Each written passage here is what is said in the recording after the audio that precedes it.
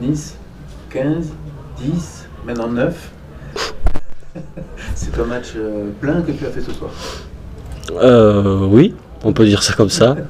On n'a pas eu de chance, on a eu Tommy qui s'est fait mal. Et on avait fait le choix, les coachs avaient fait le choix de faire un 6-2, donc oui, je suis un joueur qui peut dépanner.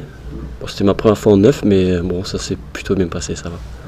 Tes ressentis justement par rapport à ce match, parce que la Périgueux est venu avec des intentions, donc tu as été un petit peu mis sous pression quand même en numéro 15 et puis en numéro 9. Sous pression, non. Moi, je parle pas trop de pression, j'aime pas me mettre de pression ou quoi, naturellement. Mais effectivement, oui, on a vu qu'ils sont venus pour nous gagner et ils n'ont pas réussi. Mais le match était compliqué, mais on l'a gagné. Nick, j'ai posé la question à Étienne.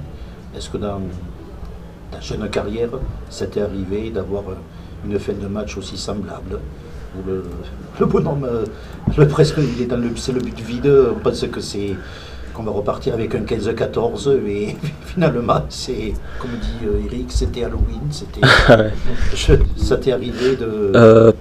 Cette situation, non, elle m'était jamais arrivée. Okay, il est venu à tout, donc.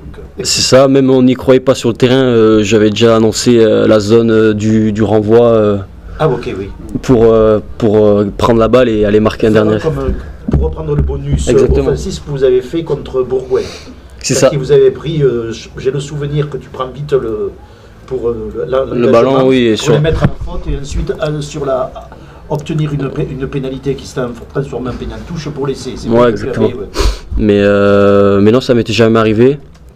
Bon, je pense qu'on a été beaucoup à prier sur la dernière pénalité et bon, on a eu de la chance sur ce coup-là, ouais.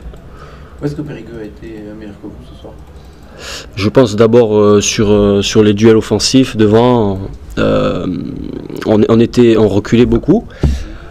Après, nos avants, ils ont été quand même courageux et puis au final, on prend pas d'essai ce soir. Ouais, c'est ça, oui. On prend pas d'essai, nous on en met 2.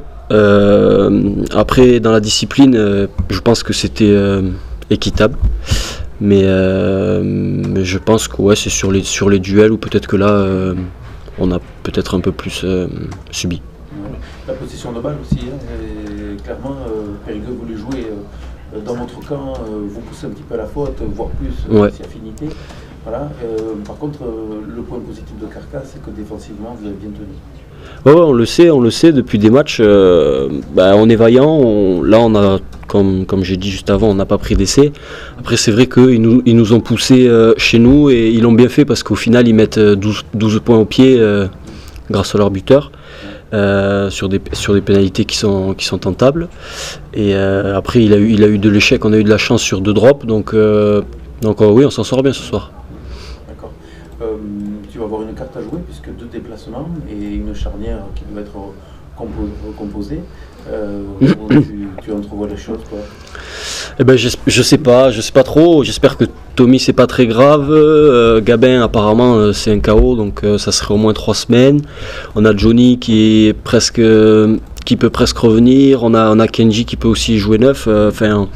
On a plein de solutions. Après, je pense qu'on se met pas de pression. Là, on va profiter de la victoire et puis bien sûr on en discute déjà dans le vestiaire quelles sont les solutions, mais on verra ça la semaine prochaine, je pense. D'accord. 2 déplacements quand même. Oui. Oui. On va à Bourg et ensuite on va à Langon. Ouais. 2 gros matchs encore à l'extérieur et il va falloir aller chercher des points. C'est l'objectif clairement. Ah oui, nous on veut faire un bloc plein, donc même si on a perdu des joueurs, peut-être qu'il y en a qui vont revenir et on ira pour gagner, oui. Sur une action, il me semble que tu trouves un 50-22, ça a été confus.